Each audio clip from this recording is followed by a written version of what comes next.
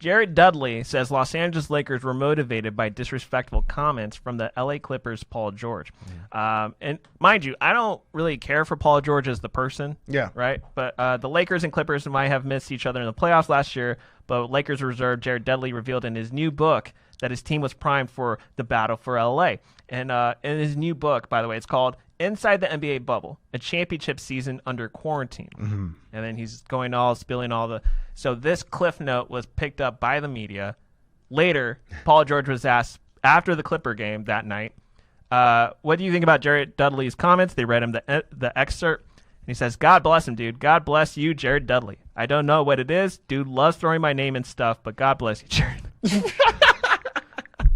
That was his quote. That was his quote. Just God bless you, Jared Dudley. Yeah. Dude loves throwing my name into stuff. I mean, but that's all he's got. He's got like nothing wittier or just hey, thanks for mentioning my name. I should also read the excerpt too, right? Shouldn't I? Yeah, I guess we should. We'll go over that. Yeah. We hear some of those guys talking, and he goes, "We, the Lakers." Yeah. Hear some of those guys, the Clippers. Yeah. Talking about how they're the team to beat in LA. If it's fine if it's coming from Kawhi, he's the defending champ. We don't trip. If it's someone like Patrick Beverley is talking trash, that's how he feeds his family. So he's even making an exception for Patrick Beverley. He goes, "We get it. We respect the hustle." But we think it's disrespectful for Paul George, who hasn't won, to put himself on the level of LeBron James or Anthony Davis. That motivates us. That's actually funny. That's actually pretty funny because we say that all the time over here. But I mean, what else is Paul George going to say? Because he's got no response to that because he's not wrong. Okay, here's the thing. Let's hear it. I don't like Paul George. But I think he was attacked for no reason.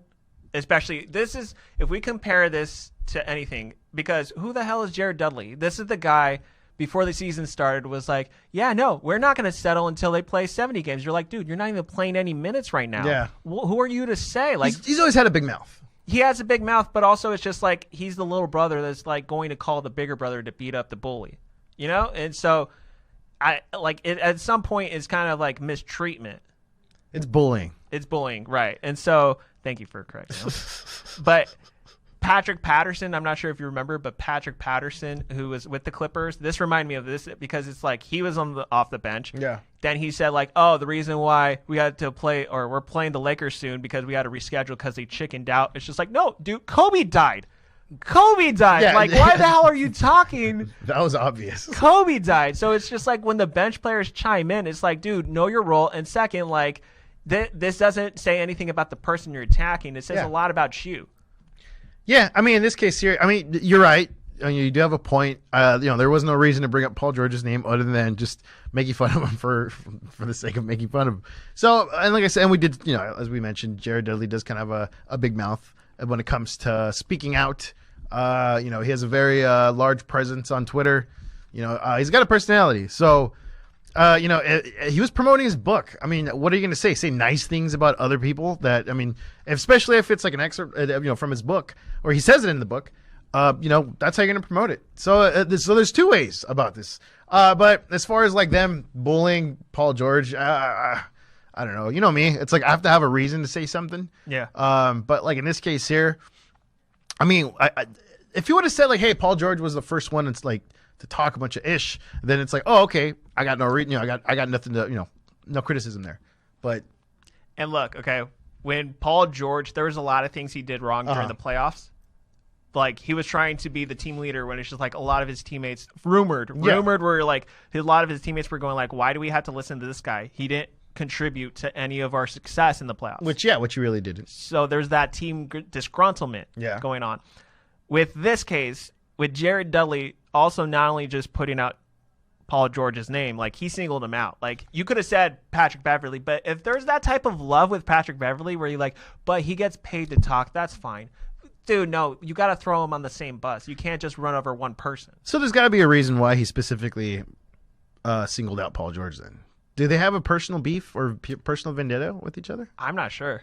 Because now this is kind of raised some eyebrows because it's like, okay, all right, well, because I forgot that he mentioned Patrick. Because out of all the people, I would mention Patrick Beverley. He's got the loudest bark, the smallest bite, and he hasn't really done much but just run around, as the old saying goes. Right. So someone like him, I could see, because he talks the most out of all of them. Yeah. So I could see why it's like, I can understand why Paul George is like, well, I don't know, I guess, thanks for mentioning my name. But at the same time, it's like, I guess there's enough ammo though, because Paul George hasn't done anything. He still hasn't. There, like, look, okay, like he has he said that? Oh, look, I brought back my trainer from the time I was going through the MVP season. You're like, you never won an MVP. That, like, what the hell are you talking about, Paul George? Is there that type of disillusionment coming from him? I think is that a word? I think that's what it is, because it kind of reminds me of like one of those like open mic comics that we meet. Like, oh, I'm gonna, I'm getting I'm gonna be on an audition to American Idol, or what's that other one? America's Got Talent. America's Got Talent. Yeah. Oh yeah. And they're already in their head. Oh, I'm gonna win, and I don't know if I can't plan 2 months ahead because I might be on tour. It's like, you haven't done anything. You don't even have 5 minutes yet. Yeah. So it's like one of those where it's like. Because I keep mentioning on the show, and I gotta, for the next episode, I'm gonna try to research this more. There was a guy that actually brought it up, that how Paul George kind of painted this picture of this facade of himself being this elite player. But yeah, as you mentioned, he hasn't really done anything. He hasn't done anything. He says he has, but there's nothing there. Yeah, like the MVP season. What?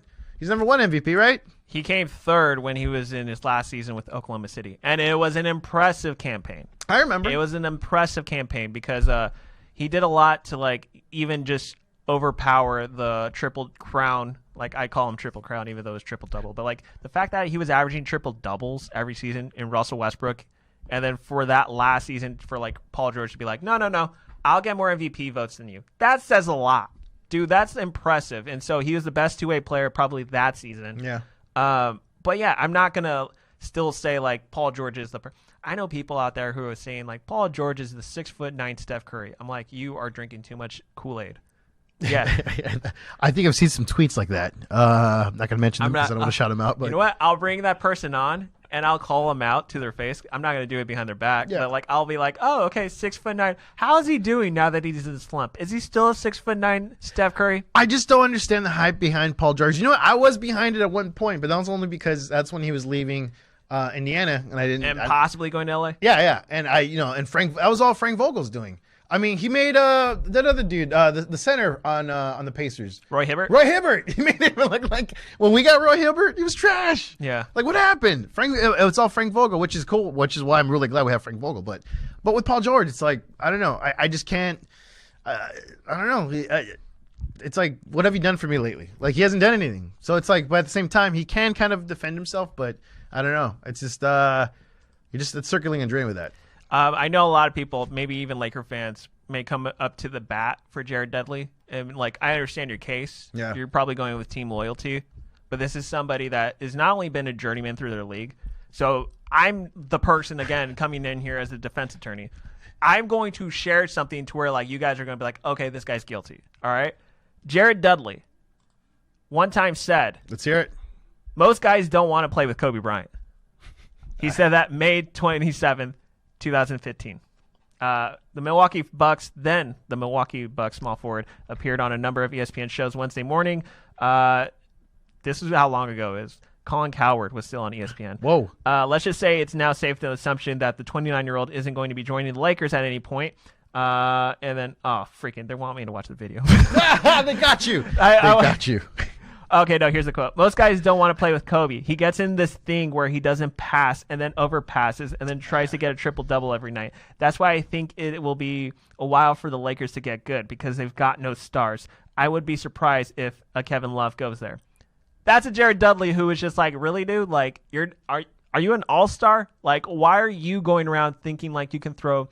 That's like that open mic comic that has the HBO credit, but it's only because they were an extra on a show. Oh, it's yeah. not because they actually had a freaking stand-up special on HBO. You mean half of Los Angeles comedians? Yes. When they just they're in the background at a Last Comic Standing taping.